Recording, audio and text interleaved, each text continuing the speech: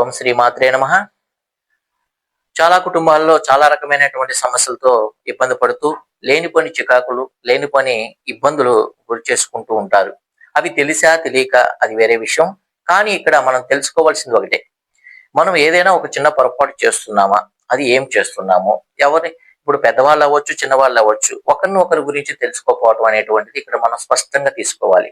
ఎందుకంటే ఒకరి నుంచి ఒకరు కూడా ప్రేమ ఆప్యాయతలు ఏదైతే బంధం ఏదైతే ఏర్పరచుకుంటున్నామో ఇక్కడ కూడా కొన్ని విలువలతో ఉన్నటువంటి జీవితాన్ని మనం ముందుకు తీసుకెళ్ళాలి.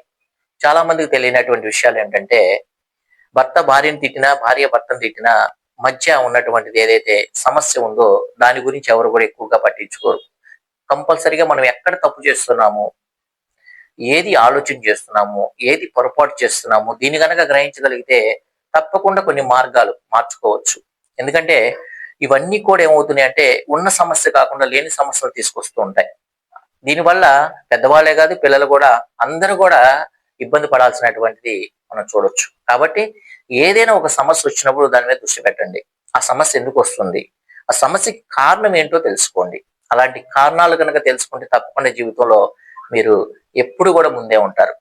మరి అలాంటి ముందు ఉండాలంటే తప్పకుండా మనం నేర్చుకోవాల్సింది, తెలుసుకోవాల్సింది ఏదైతే మనలో లోపాలు ఉన్నాయో అవి మనం గమనించండి. ముఖ్యంగా మనం ఏం తప్పు చేస్తున్నామో ఆ తప్పుకి పరిహారంగా మనం ఏం చేస్తున్నాం గుర్తుపెట్టుకోండి. పరిహారంగా అంటే తెలుసుకోవటం, తెలుసుకొని దాన్ని ఆచరించడం.